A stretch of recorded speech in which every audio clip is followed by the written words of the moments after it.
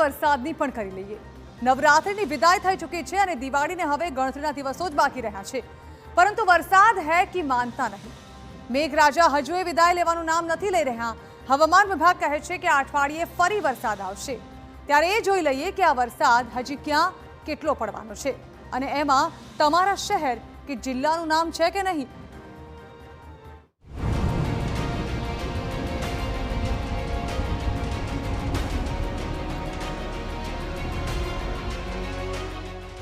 ये बारिश रुकता क्यों नहीं है?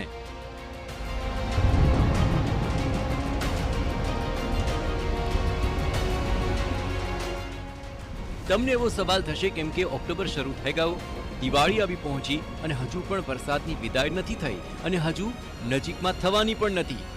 હવામાન વિભાગનું માનીએ તો આગામી 24 કલાકમાં દક્ષિણ ગુજરાતમાં ભારે વરસાદની શક્યતા છે।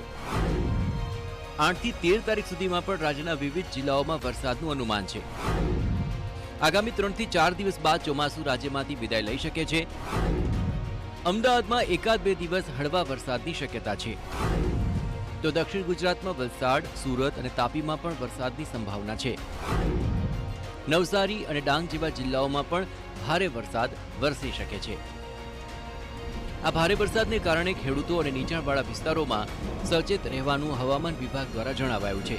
જોકે ખેડૂતોને વધુ ચિંતા ન કરવાનું જણાવાયું છે, કેમ કે 24 કલાક બાદ અડધા ગુજરાતમાં વાતાવરણ સૂકું થઈ જશે। आज के लिए जो फोरकास्ट है, दोनों क्षेत्र में गुजरात रीजन और सौराष्ट्र कच्छ में हल्का से मध्यम बरसात रहेगा आइसोलेटेड प्लेसेस में। उसके बाद हमारा जो फोरकास्ट है कल 11 तारीख के लिए उत्तरी गुजरात रीजन की जो डिस्ट्रिक्ट है इसमें बारिश का पूर्वानुमान नहीं है। खाली दक्षिण गुजरात की जो डिस्ट्रिक्ट है इसमें आइसोलेटेड प्लेसेस में हल्का से मध्यम बरसात का संभावना रहेगा। सौराष्ट्र कच्छ में भी दक्षिणी जिला जो है उसमें हल्का से मध्यम बरसात का संभावना रहेगा, मेनली जो कोस्टल डिस्ट्रिक्ट है।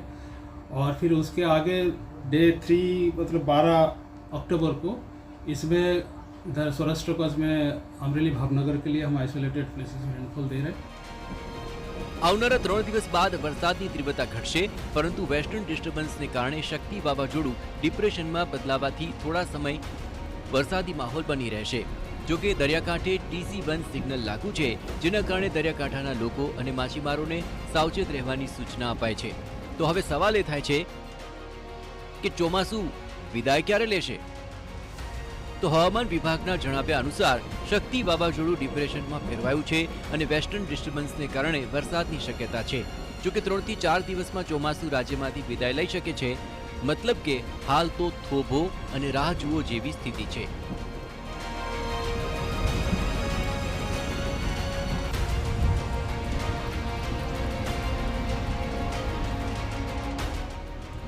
Bureau report, TV9।